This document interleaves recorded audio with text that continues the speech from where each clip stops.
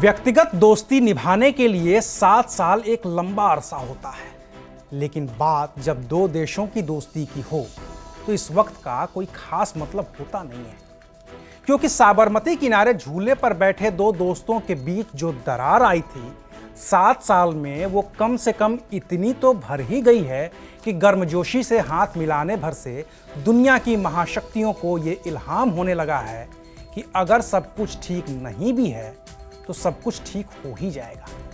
क्योंकि दोस्ती में गर्मजोशी सिर्फ प्रधानमंत्री नरेंद्र मोदी या फिर राष्ट्रपति शी जिनपिंग के बीच नहीं दिख रही है, बल्कि ये दोस्ती उस हाथी और ड्रैगन की भी है जिसके पास दुनिया की तकरीबन 1/4 आबादी है।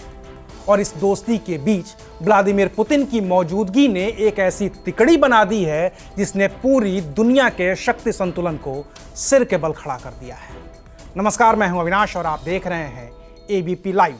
आज बात एससीओ समिट में मौजूद तिकड़ी के बीच की उस केमिस्ट्री की जिसके रिएक्शन ने अमेरिका के माथे पर पसीना ला दिया है।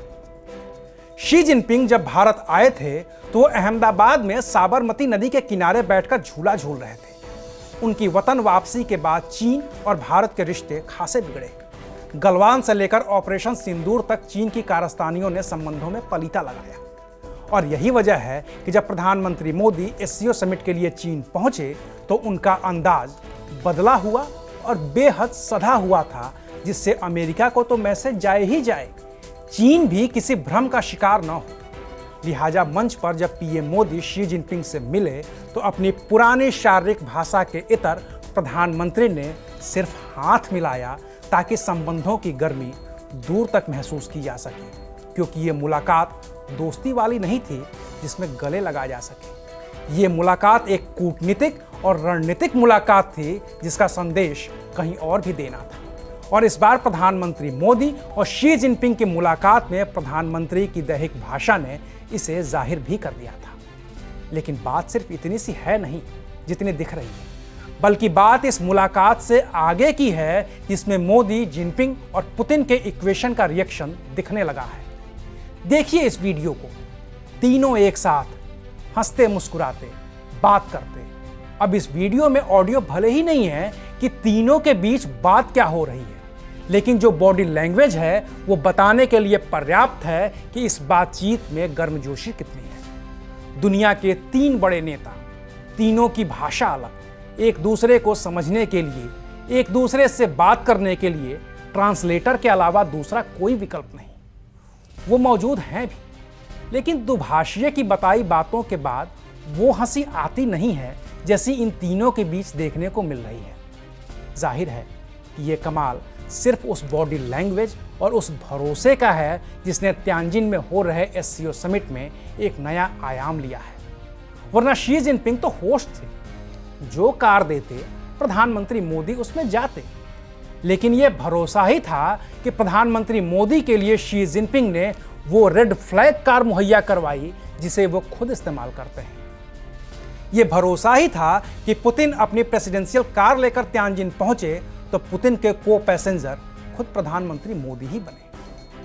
अब कहने के लिए तो ये एक महज कार है जिसमें एक शी जिनपिंग की है और दूसरी व्लादिमीर पुतिन की, लेकिन इस कार की सवारी ने बहुतेरे लोगों को ऑफ रोड कर दिया है, जिसमें सबसे बड़ा नाम अमेरिकी राष्ट्रपति ट्रंप का है। महज कार की सवारी ने ही ये बात साफ कर दी है कि फोटो ऑप में जितनी केमिस्ट्री दिख रही है, बात उससे कहीं आगे की है। और जिस वजह का हवाला देकर ट्रंप भारत पर दबाव बना रहे हैं, असल में वो वजह कोई वजह है ही नहीं। कारों की सवारी ही इस बात का ऐलान भी है कि जो तेल खरीद रूस से हो रही थी, न सिर्फ वो होती रहेगी बल्कि वो तो और भी बढ़ेगी। बाकी तो जब पीएम मोदी, शी जिनपिंग और पुतिन के बीच मुलाकात हुई है तो कुछ बात भी हुई ही होगी।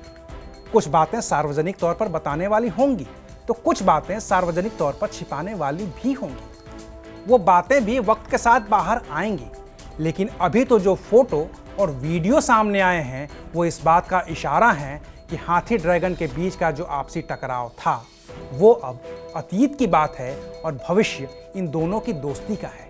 क्योंकि इन दोनों की दोस्ती ही इकलौता विकल्प है जिसके जरिए वैश्विक संतुलन को कायम रखा जा सकता है और ट्रंप की मनमानी को रोका जा सकता है। यही वजह है कि प्रधानमंत्री मोदी ने महज औपचारिकता निभाते हुए वो सारे संदेश दे दिए हैं जिसकी ज़रूरत इस वक्त न सिर्फ अमेरिका को थी बल्कि पूरा देश भी इस संदेश की ओर टकटकी लगाए देख रहा था। बाकी नज़र तो पूरी दुनिया की थी इस मुलाकात पर, क्योंकि पिछले 7 साल में रिश्ते जितने तल्ख हुए थे और संबंधों पर जो बर्फ जमी थी उसे पिघलाना कतई आसान काम नहीं था। लेकिन वैश्विक संतुलन बनाने में अपनी भूमिका को देखते हुए ड्रैगन ने भी फुफकारना छोड़ा और हाथी ने भी कुचलना छोड़कर एक साथ आना स्वीकार किया, जिसने पूरी दुनिया के शक्ति संतुलन को फिलहाल के लिए बदल कर रख दिया है। और इसमें सबसे बड़ी भूमिका पुतिन की भी है, जिनकी मौजूदगी ने इस तिकड़ी को मुकम्मल कर दिया है और बता दिया है कि ये दोस्ती हम नहीं तोड़ेंगे। शुक्रिया, आप देख रहे थे ABP लाइव।